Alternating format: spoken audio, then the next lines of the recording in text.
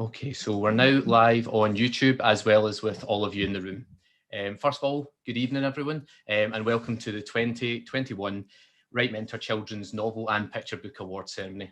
I'm Stuart White, I'm going to be hosting the ceremony tonight, and I'm delighted to be joined by not only the shortlisted writers, but also the judges in our Zoom room tonight as we go through the ceremony. After 5 months of hard work, intensive reading and delivering feedback, we've reached the very end point of the awards, the nice part where we declare our winners. Tonight we celebrate the work of those writers who have been shortlisted, and we crown the 2 new winners chosen by our talented judging panel. We had 1,361 entries, and we've managed to get that down to the shortlist of 8 picture books and 5 novels. Our judges, Justine Smith, Moreton and Lauren Gardner of Bell Lomax Moreton, have selected their winners, and they actually haven't told me tonight, so it's going to be a surprise for me as well, and we'll find out together during the live ceremony. We are live both obviously in this Zoom room that they're in, but also on YouTube, so thank you to all of you who are joining us there. Everyone else in the room is muted and has their camera off, but they'll join us at the appropriate time. We're also as I say, we also have a few of you watching on YouTube as well, so welcome to all of you. 2020 and 2021 have obviously been some of the most challenging years of our lives. We've all had to adapt to a new way of living. Things that we recognise normally have changed immeasurably, and writing has, well, quite rightly, not always been at the forefront of everyone's minds. But it's also produced an increase in book sales, and there's been a few reports stating that over the lockdown periods that people have been reading more, which is obviously fantastic. We're filling our lives with books and with reading. And that's what we're here to celebrate tonight. We are here to look at some of the next generations of authors that are going to produce those books that are going to keep both our children and ourselves entertained over the coming years. The process of judging and determining our shortlist was a monumental one, with entry numbers obviously exceeding way beyond our expectation. I'd like to take this opportunity to thank all of our readers who took on much more reading and writing of feedback than they could possibly have envisaged when they signed up to do it with us. I'm especially proud of the kid readers, who for the most part did not let us down in any way, despite how difficult their worlds had become. In fact, in the midst of their reading period, many of them had to do homeschooling on top of everything else. And so that must have been very difficult for them. And so my thanks to them for continuing to keep the process going as smoothly as they did. They constantly proved to myself, to all of us, that they're far more resilient and capable than sometimes adults give them credit for, and indeed sometimes more so than adults themselves. For a moment, I'm just going to hand over to Florianne just now, who has been helping me, especially with the organisational side of things behind the scenes for the award, and talk a little bit about our involvement and experience this year, and then we'll start the ceremony properly after that. Hi, thank you, Stuart. It's really exciting that I get to help Stuart with this award ceremony alongside Melissa, who's just joined us, which is really fun. So I mean, I was helping out with the kid readers. I had the privilege with organising their entries that they were reading, and also working with their parents. And it was really exciting to be part of that side of it, and basically it really reminded me why we write these books, which is obviously to inspire these kids and to get them excited about reading, and all the brilliant stories that everyone's produced. And I remember particularly one parent messaged me saying that they were really impressed with the fact that all the entries, there was such a diversity of stories in the entries, and they were just really happy that their child got to read so many different stories with so many different characters from different backgrounds. And yeah, they actually sent me an email thanking me, saying it was just nice for their child not only to see themselves in the book, but also to see their friends, and also to meet new people and meet new characters, which is what I think is, the key with children's literature. So yeah, it was just so lovely to be involved and to help Stuart. And I was just so impressed with the kid readers, obviously, for reading at such a difficult time, with the pressures of the pandemic and school, but also, you know, getting to meet the adult readers and working with them as well. And I just think that this award and also, you know, this award ceremony for me is just a testament to WriteMentor's community and the fact that everyone's here to support one another and, you know, cheerlead each other on and stuff. I just think it's really nice. And yeah, it's been an absolute privilege to be part of it. So thank you, Stuart, and thank you everyone else for involving me. And I'm really, really excited to see who the winners are and to hear from the shortlistees as well. So good luck, and I will stop here because you probably don't hear any more from me. So yeah, thank you, Stuart, and thank you everyone, and good luck. Okay, thank you, Florianne. So we're on to the exciting part, actually, for me of the evening, where I get to hear from the authors themselves, those in the shortlist, and they get to read a short extract from their text. So first of all, for the Picture Book Award, we're going to have the author of Bamboo Surprise. Thank you, Stuart, and I apologise in advance to the people of France for the accent that follows. Bamboo Surprise by Tom Lancaster. Mr. Panda barreled through the bamboo banquet's door. "Good evening," said Pierre, then bowed and shook a massive paw. "I have a reservation here for me and Mrs. Panda. We'll take the tip-top table, please. The one on the veranda." The glasses gleamed, the silver shone. They couldn't wait to eat. "It's posh here," Mrs. Panda purred. "Ooh, what a special treat." "The treat is theirs to host a bamboo expert such as me. Look, very important panda dear, a panda VIP. The waiter smiled. "We're honored, sir, to serve someone like you. But, sir, I must apologize. We've run out of bamboo." Mr. Panda's jaw dropped and his features seemed to harden. He fixed the waiter with a stare and said, "I beg your pardon. You've what?" the panda cried. "Oh no, bamboo's my favorite food.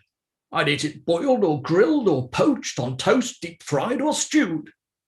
"Please, may I read our special, sir?" Mr. Panda pouted. "I only like to eat bamboo. Bamboo's my thing," he shouted. "Please, darling," Mrs. Panda said. "There's plenty on the menu. I'm sure that even broccoli tastes good at such a venue." That's all from me. Thanks. Merci. Au revoir. Thanks very much for that, Tom. That was brilliant. I especially loved the accents here. That was great. Okay, on to our second picture book reading of the evening. We have the author of Captain Tangle. Hello, can you hear me, Stuart? Yep, good to go. Okay. So, Captain Tangle. Under the hatch, past the bookcase that spins in Zoom Girl and Boingy Man's home, David was born in a custom-built cave full of screens and machines made of chrome. Just like his parents, the boy had a gift, but it wasn't fantastic as such. Pow! In a flash, he could tanglify whatever he reached out to touch. As David grew bigger, the tangles grew too, but he didn't seem bothered at all. Until some mean crooks called the Greasy Gang struck and the cops gave his parents a call. "The gang in the vault at the bank," said his mum. "Chief will be there like a shot." "Be careful," cried David. He reached for his parents, then pow! They were all in a knot. The crooks got away while the heroes untangled and David's heart filled up with gloom. "Mummy, I wish I was normal," he said as he trudged up the stairs to his room. The following morning, his dad took him breakfast and told him, "I think you're a star. It's through our mistakes that we grow and get stronger and learn to accept who we are." David's mum burst through the door and said, "Guys, I've just had a phone call to say that the Greasy Gang's planning on stealing the cup at the football match later today."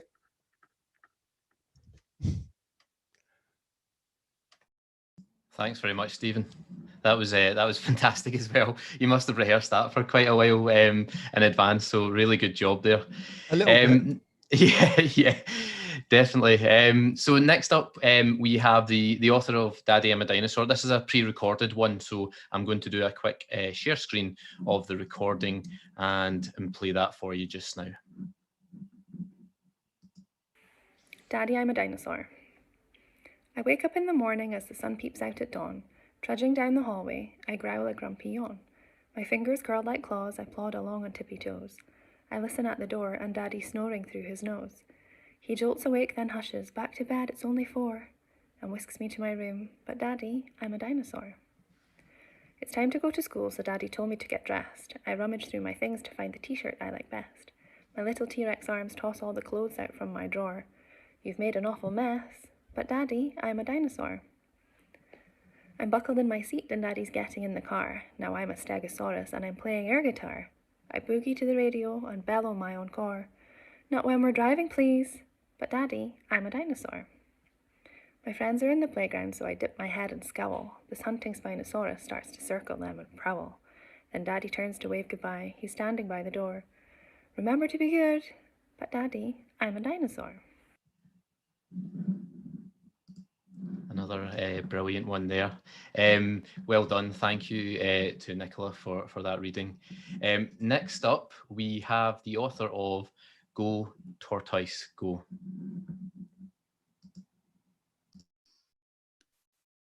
Hello. I'm feeling slightly unrehearsed now, given those the first two performances. But yeah, this is Go Tortoise Go. Hi, I'm Tortoise. Today, I plan to race against a super speedy hare. If you've heard the story, The Tortoise and the Hare, you'll probably think you know what's going to happen. Hare will be all, I'm going to beat you, na na na na na na. Then 3, 2, 1, go! Hare will dash off like a streak of big-eared lightning far into the distance. He will be so sure of winning, he'll even think he has time to stop in the field for a nap. The cheek of it. But he'll end up sleeping a lot longer than he planned, allowing me to overtake him and against all odds win. Winner, winner, cabbage dinner. Except, it's not much of a victory, is it? I don't want to win just because Hare slept through the race. I don't want to win just because I'm humble and steady and reliable. Boring. I want to win because I am the fastest. And I have a cunning, 3-step, totally foolproof plan to do just that. Step 1, be less slow. Step 2, be more fast. Step 3, be the fastest. And that's it. Brilliant, thank you, Cara. That was brilliant as well. Great stuff. So far, the standard is so high. Next up, we have the author of Scary Tale, who's going to do their reading just now. Hi everyone, this is Scary Tale. Mr. Wolf was grumpy. He hated being tame. Being good was really dull. He missed his big bad name. But ever since that naughty day he'd gobbled Granny Hood, the woodcutter had made him choose wolf pie or being good. Oh, if only I could chase some pigs or gobble up a child. I miss my young and happy days when I was mean and wild. So Mr. Wolf devised a plan to have a little fun. I'll play a trick this very night and frighten everyone.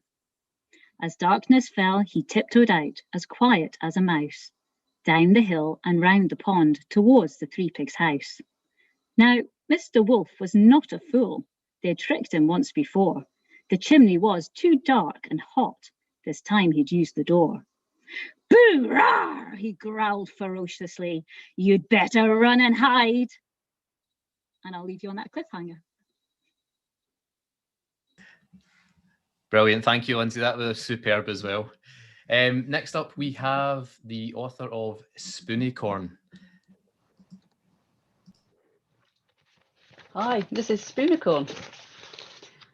Spencer had a majestic plume of a tail and a coat that gleamed white as moonlight.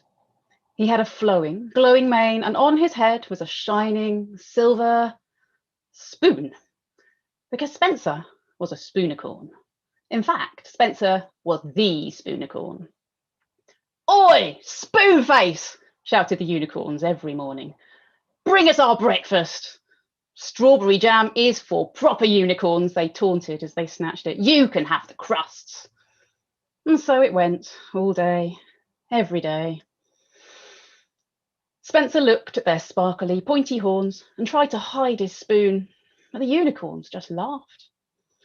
"I must get rid of my spoon," he thought. "Perhaps someone will grant me a wish." So Spencer trudged away from his home. Soon he reached a town. Spencer stared. He had never seen so many different kinds of creature. "Hi," said a voice overhead. "I'm a fairy bear." "Hi," mumbled Spencer. "I'm a unicorn, sort of. Are you the sort of fairy who grants wishes?" "Not me," said the fairy bear, "but the great enchanter does." "Where can I find this great enchanter?" asked Spencer. "No idea," said the fairy bear, looping the loop, "but I'll search with you."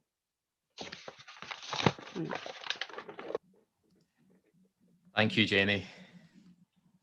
Okay, that was brilliant as well. Honestly, the standard and not just the actual text, like the performances have been brilliant so far tonight. So well done, everyone. Next up, we have That Bear, the author of That Bear, doing a short reading.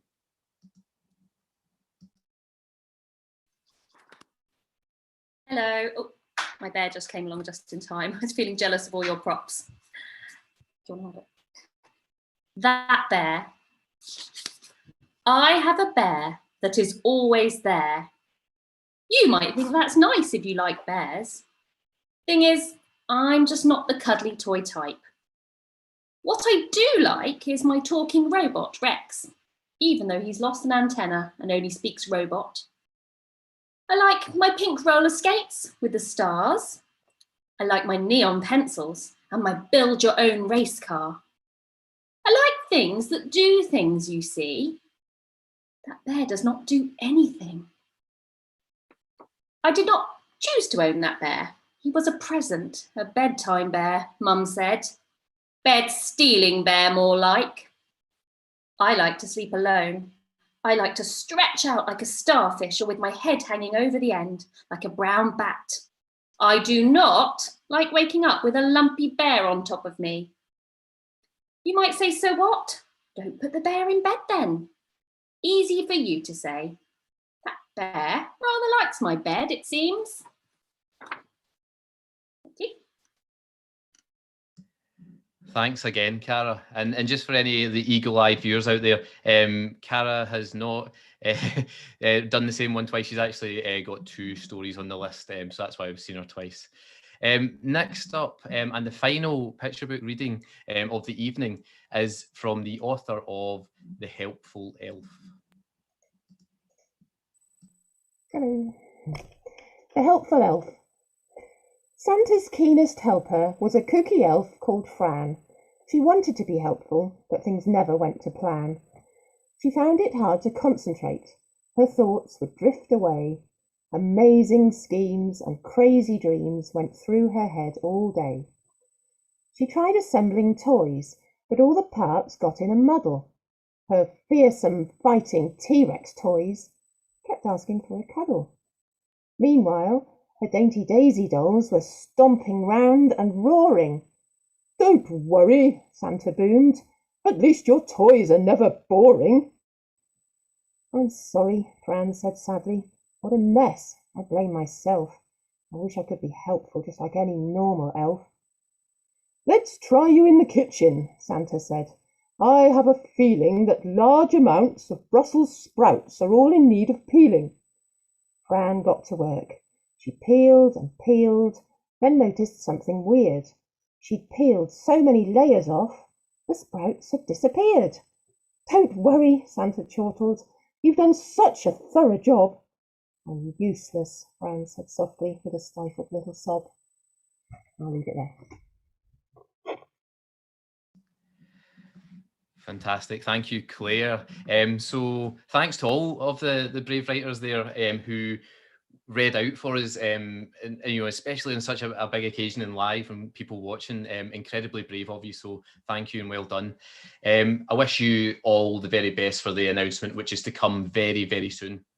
But first, we have a special guest. In 2020, Sophia Payne won her first picture book prize as part of a slightly different award to this year. It was more integrated, but she got the picture book prize, and she has been invited along tonight to speak to you a little bit about her experience of the award, and to talk to you about the kind of things that have happened to her since as well.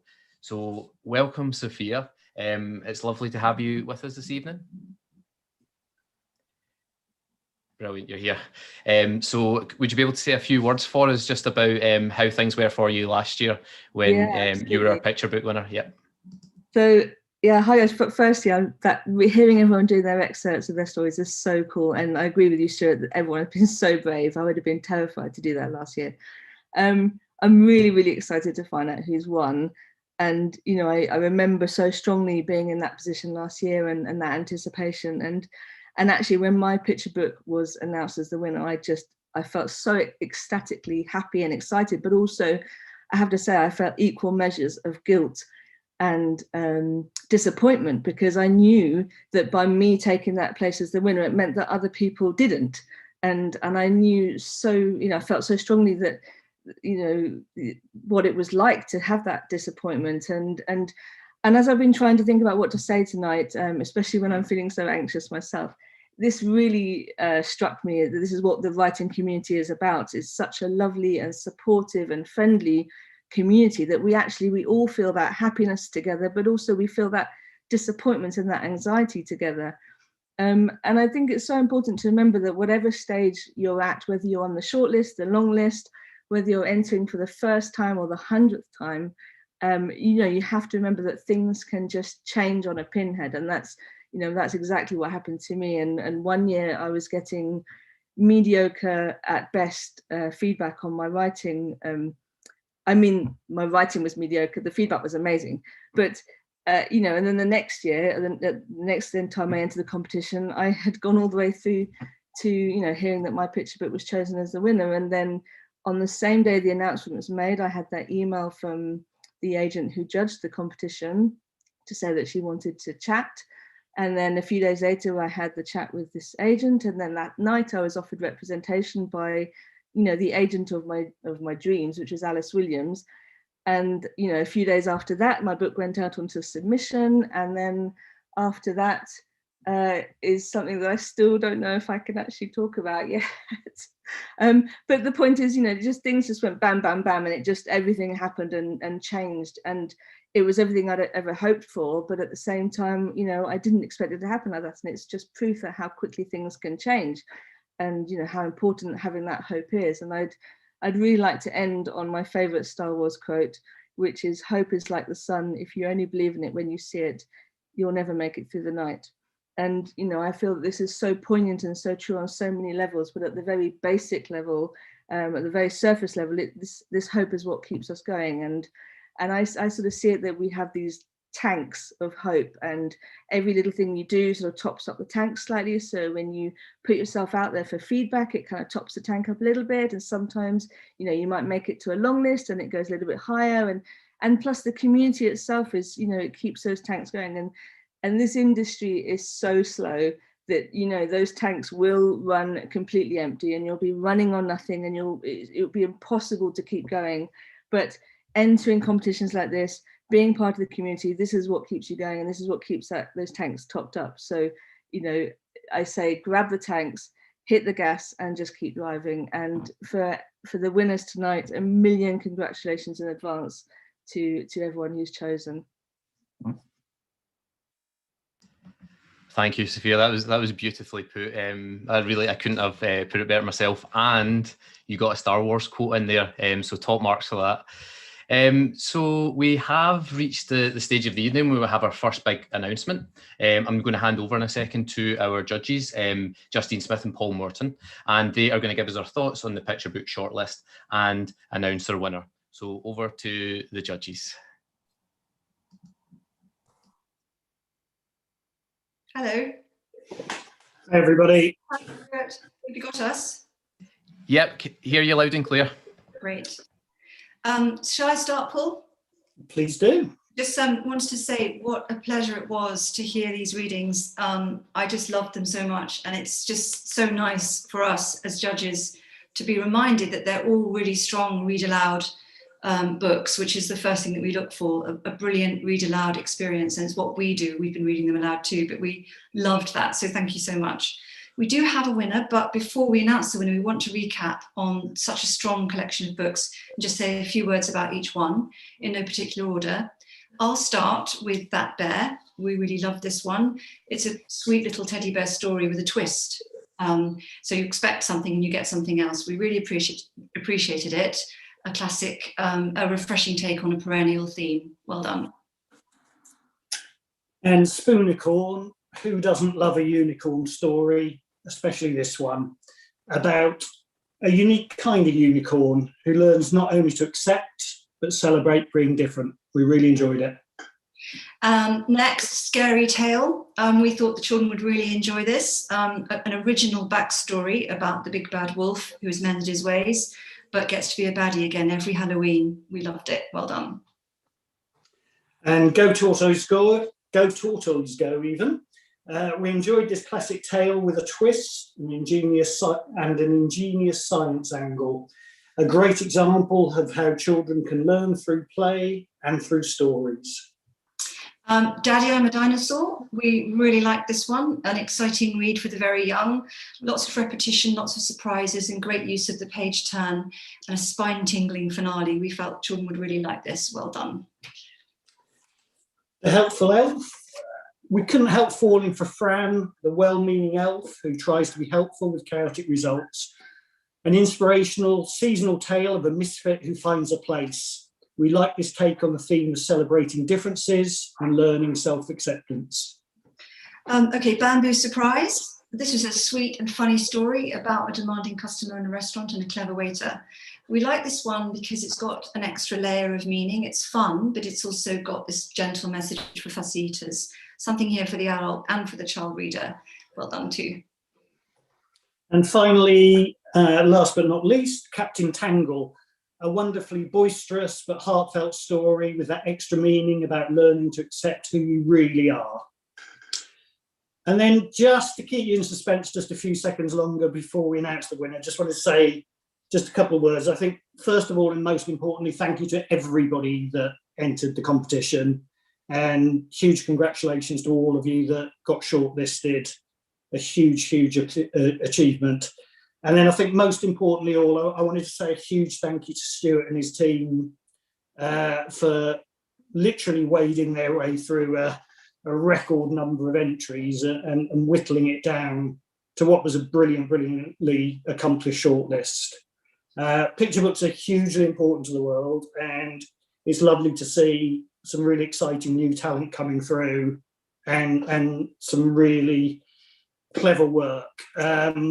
Definitely. I'm always slightly dreading when we get rhyming texts in particular submitted to the agency, because we see some of the worst rhyme that you could ever see. I've got to say that the sort of the level of rhyming text within the shortlist is lovely to see and brilliantly done. And then just a few general words, particularly for those of you, we can only choose one winner, and just a few general words to the rest of you, just to say, this is the beginning for all of you. Keep on going. Picture book is a craft exactly the same as woodwork. Keep on chipping away, keep on improving, keep on honing. Every time you think you've finished, there's probably more to do on the text. At some stage you have to let it go, but don't be afraid to keep on going. And I think most importantly, and Justine already mentioned this as well, for all of you to put yourselves out there and actually do those readings to us live was a huge achievement. You all did fantastically, and thank you so much for actually putting yourself through that and sharing it, because it's truly a pleasure to hear them read out loud. So without further ado, and to sort of put you out of your suspense, and as I say, only one winner, and in many ways we wish we could choose a number of winners. after long and complicated discussions, we decided that our winner is Captain Tangle. And just wanted to say a couple more words about that one, saying I think it was a brilliant book about learning about how we all make mistakes. And again, something where both adults and children can take something from it and really will give rich layers that allow repeated reading, which I think is really important on picture books. I think the thing that swung it for us was the ending of the book and the real sort of different take on the bittersweet superpowers of tangling things up, because human tangles can also mean making human connections. A surprisingly deep but also fun text. So huge congratulations, and again, most importantly, congratulations to you all, but particularly congratulations to our winner. Excellent. Thank you very, very much to both of you for your extensive thoughts on all, and obviously for our winner. Does the author of Captain Tangle, do you want to come on camera to say anything? No pressure at all. I know it might be quite difficult and emotional just now, but if you do, there we go. Yeah.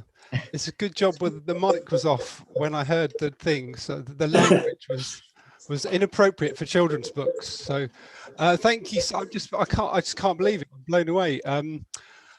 Thank you so much to the judges, the readers, to Stuart, the whole WriteMentor community. Last year, I was lucky enough to get Catherine Emmett as my mentor, which was brilliant. Doing a course with Claire Helen Welsh and forming loads of contacts with just amazing critique buddies, and just the whole kind of WriteMentor thing for me over the past kind of year and a half has just given me an enormous boost. So Stuart, judges, readers, people that run courses, I just can't thank you enough. I'm just literally blown away.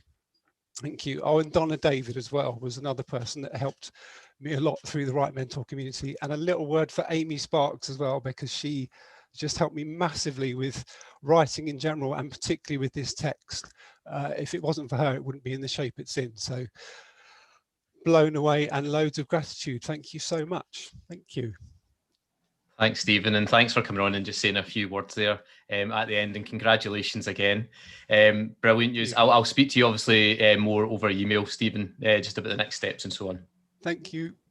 Okay, brilliant. We're going to take a short break now, everyone. We'll be back in 5 minutes time, so go and get yourself a drink, go and have a comfort break or whatever you want, top up your drinks, whether that's some Tatooine rum or some Galactic gin, and we'll see you in 5 minutes time.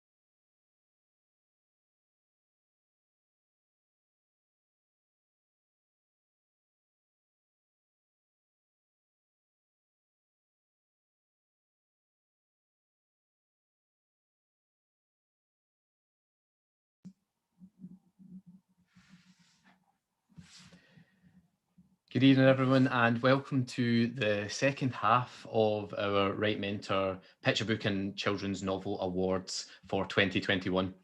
We have already announced our picture book winner and heard from all our picture book shortlistees and their brilliant readings.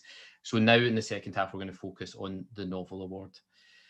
We are going to go through a similar pattern to the first half, and we're going to hear from the shortlisted novelists. Each of them is going to read a short extract from the beginning of their novel in turn, and then we'll hear from our special guests, and then on to our judge, Lauren, at the end to announce the winner of the novel award.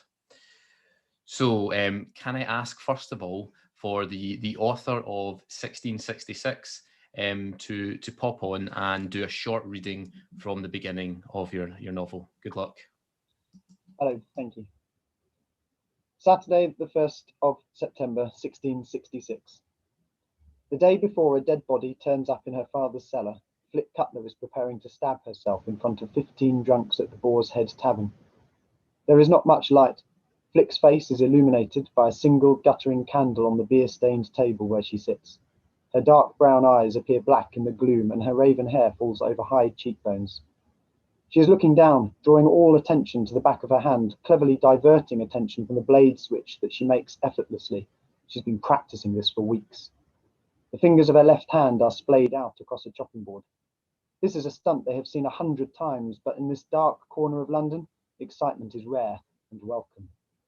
Money is changing hands, and the whole place reeks of sweat. It has been another sweltering day, and the windows, open in the vain hope of breeze, yawn uselessly into the night. The beams, the walls, the floor are all parched, like the sand in the time that is brought to the table. Thank you.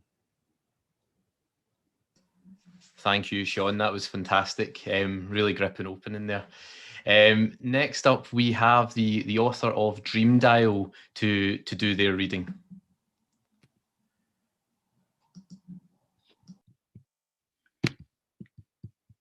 Okay. Okay. I finish coughing up a lung and wheezing the grimy air of the armpit we call home. Number 59, Fetter Lane, the wrong side of town. It ain't grand, but for the memories breathing through its walls, before we became a family of 3, before the Blue Death took Ma. My tummy grumbles, and I stare at the pathetic stone of bread on the table. Pa's famous words, "We'll manage," grate across my mind. Managing ain't living, but till one of his inventions makes us a fortune, it'll have to do. Chances of riches coming from a mechanical hand, a bald head shining device, or a self-writing pen are slim to none, but I ain't the one to crush his dreams. Outside, the fog begins to lift as the sun yawns awake. I glance at the clock, almost 7. Pa's cutting it fine. I dress quickly, then scrape and clean the fireplace, lighting it for his return from trudging the Lordham streets, snuffing out the city's lights. 7:10 and I start pacing. Pa's officially late now, so Clara will have to come to work with me. 1 minute late for Mr. Chataway, and we'll all pay.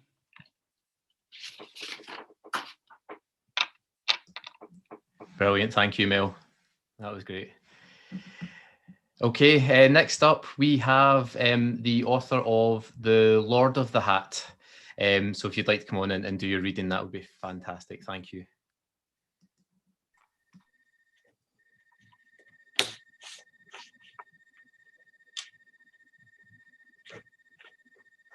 The Lord of the Hat. The blue and white police do not cross tape snapped in the breeze as Torquay looked across the sand towards the sea. It was Mrs. O'Sullivan's fault the beach was closed. It was her boxer dog who'd found the arm bone. The experts on TV called it the ulnar, and they were sure it was human. Gran couldn't hide her glee. She had a grim obsession with true crime. But Torquay felt disturbed. Someone, somewhere, was missing part of their arm. Hurry up, Gran snapped her handbag shut. I haven't got all day. Torquay took one last look at the beach, wondering what else was buried out there, before hurrying after her. If anyone from school spotted him carrying a stuffed squirrel, he was dead. Following Gran into the Caring is Sharing charity shop, he was surprised to see a girl flicking a duster at the bookshelves. She looked about the same age as him, 11, maybe 12 at a push. She had messy black hair, several strands of which were caught beneath the yellow volunteer sticker on her t-shirt. He put the squirrel on the counter and rang the bell.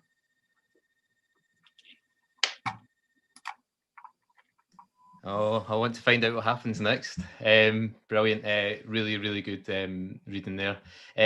Next, we have The Thing About Giants. So if the author for The Thing About Giants could pop on and do a reading of their opening. Thank you.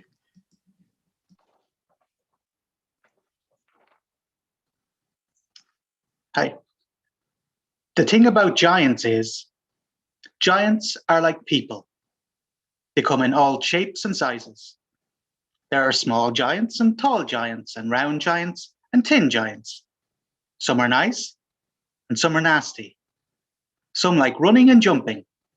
Others love a good snooze.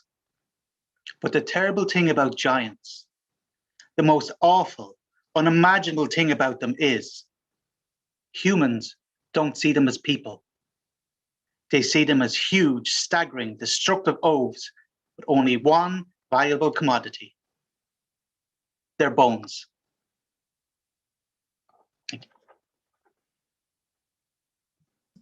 Thank you very much, Chris. That was brilliant. And on to our final reading of the evening for the Novel Award. We have the author of We Are Fractals. So if you could pop on and read us a little bit of your opening, that'd be super. Thank you.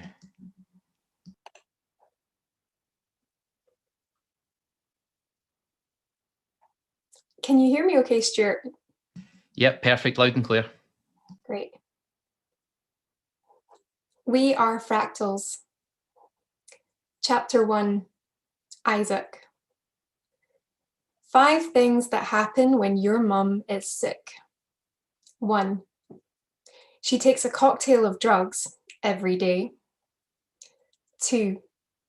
Other kids go home to their mums asking how their day was, but you come home to a silent house, your mum in bed.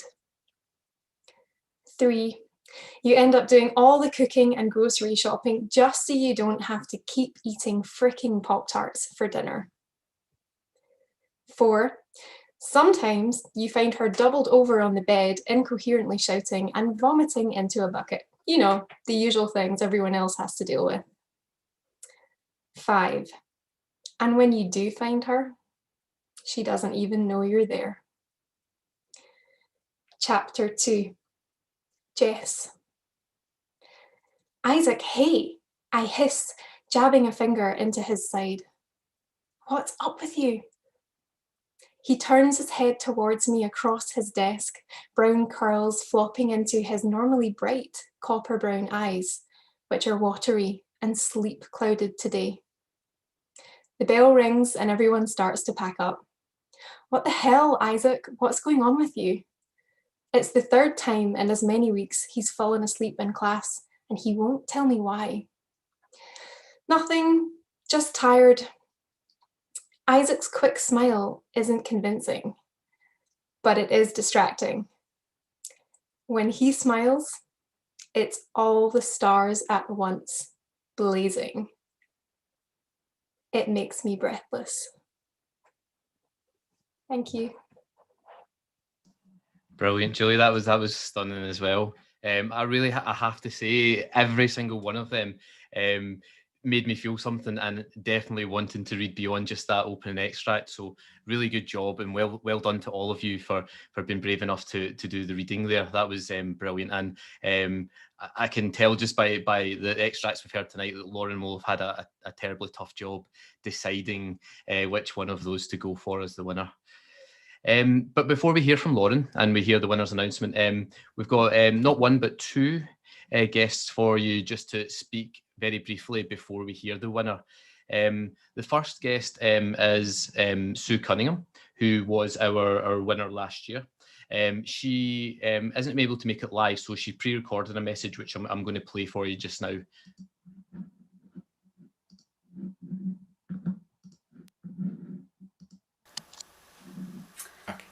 Hi Stuart, Florianne, Melissa and all the WriteMentor family. Thank you for asking me to speak at the most anticipated finale of the year.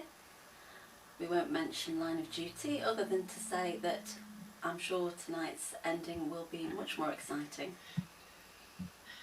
I can't believe it's a year since I was on the shortlist too, hanging out the window at work on my lunch break trying to get a signal on my phone so that I could find out the result of this amazing supportive writing competition. Like this year, the shortlist was so brilliant, I didn't think for 1 minute I'd actually win. And then the trophy actually arrived on my birthday, which I can't guarantee for this year's winner, but you never quite know what magic Stuart can do. It was a real privilege to be asked to be a reader for the competition this year. Well done to everyone who entered for just getting your work out there, especially after the year that we've all had. Already you don't know how your writing might have affected somebody, to make them laugh or cry or just view something in a different way. And writing is so subjective. 2 of my favourite reads didn't make the long list. To those of you who did, huge congratulations, and to the shortlistees, good luck. I hope this opportunity opens doors for you as it did for me, with full requests and agent interest. In fact, I really hope it blows the door wide open. But if the door opens halfway or just a crack, stick your foot in there and keep going. Remember that you're now part of the WriteMentor family, and we will all have your back when you start your next project and the one after that. But for now, to those of you waiting to hear, I have my fingers crossed for some dynamite. Good luck and thank you.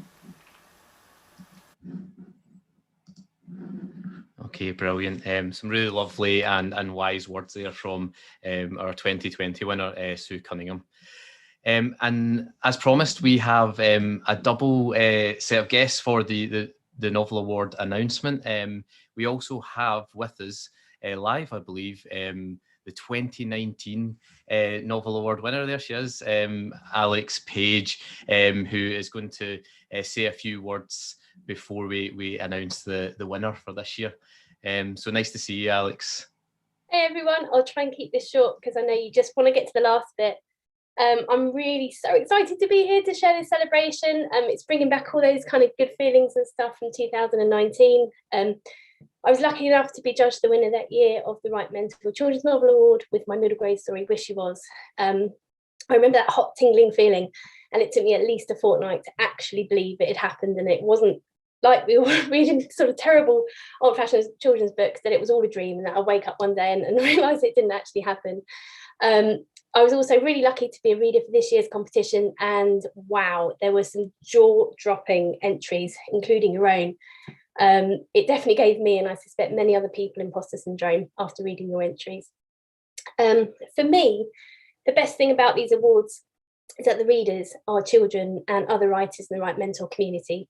It's all about lifting each other up, and that support doesn't really end with a shortlisting or a win, and I found that it continues all along the journey. I'm really happy to say, sorry, I've got a frog in my throat. I'm really happy to say that Wish You Was is soon going to be published. And there's no doubt for me that WriteMentor was the catalyst that made that happen. Things didn't happen all at once as I expected after the competition. It took several months to sign with my agent, and it took even longer to then complete an absolutely torturous edit, go on submission, and finally be offered publication. And it was the community that picked me up through all the low points, as well as the high points. Stuart, my amazing mentor in the summer of 2019 and mentor for life, I think now, and everyone else in the community who'd read the story and who took the time to just send the odd message to kind of ask how things were going and say they'd really enjoyed it and that they hoped to see it be published one day soon. So I want to wish a massive congratulations to everyone who's been shortlisted. Your stories are all extraordinary. You've risen right to the top in this competition, and I've no doubt that we'll see many of your stories out there very soon. And to the winner, I wish you the very, very best of luck for your story's journey, and the whole WriteMentor community I know will be willing you onwards from here. Thanks very much. Brilliant. Thank you, Alex. What a lovely message, and lovely to hear how you're getting on. Everyone will be delighted and chuffed for you that Wish You Was has found itself a home, and we'll be able to read it soon. Brilliant. So that takes us on to the finale of the whole evening and the award ceremony. Lauren Gardner is an agent at Bell Lomax Moreton, and she has judged the shortlist for our novels. And she's going to talk to you a little bit about those, and then finally announce our winner for the novel award. So I'll hand you over to Lauren now, who will talk you through. Thanks, Stuart. Can you guys hear me okay?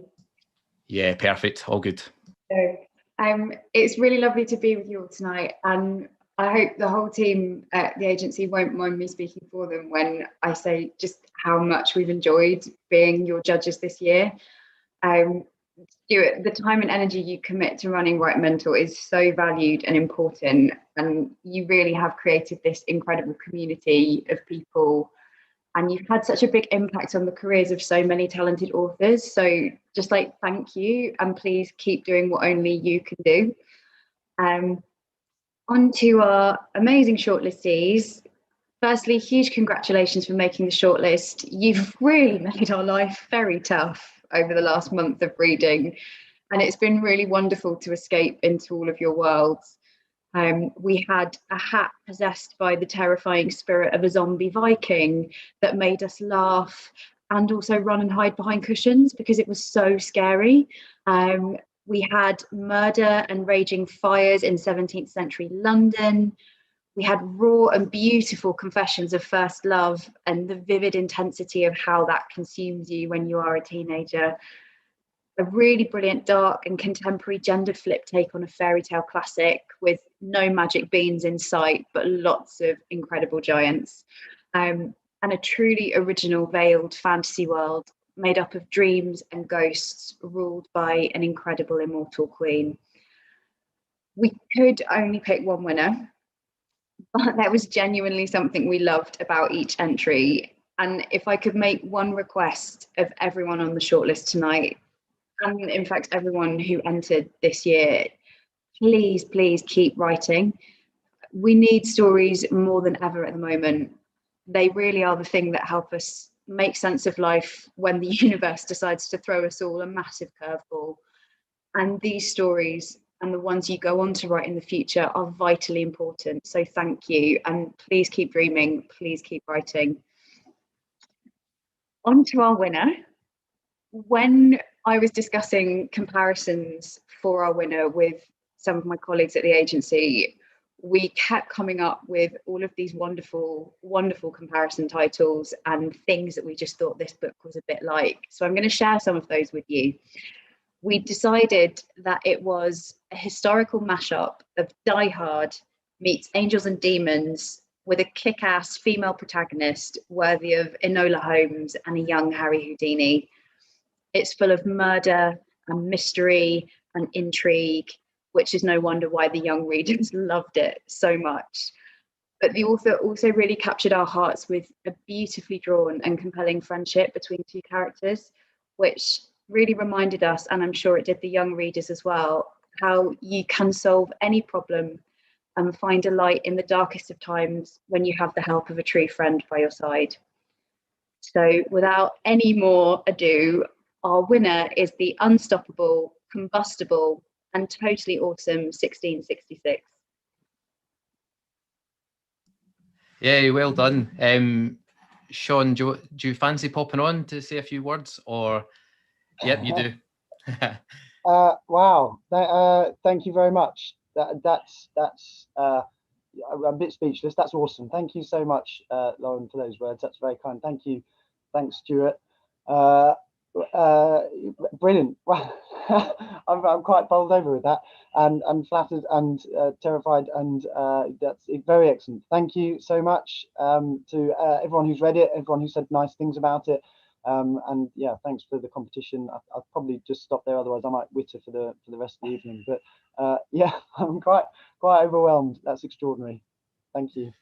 Brilliant. Well done, Sean, and congratulations. And also congratulations to everyone on the shortlist tonight who was part of the final judging there. So it just leaves me to wrap up the evening. It's been amazing, emotional. I've had an incredible time, and I hope all the people in attendance have, and the people watching live on YouTube also have as well. I'd like to thank our judges, Justine, Paul and Lauren once again, all of our adult readers, our kid readers especially, to every single person who entered and made this a record-breaking year for the award, and a final congratulations to our winners once again.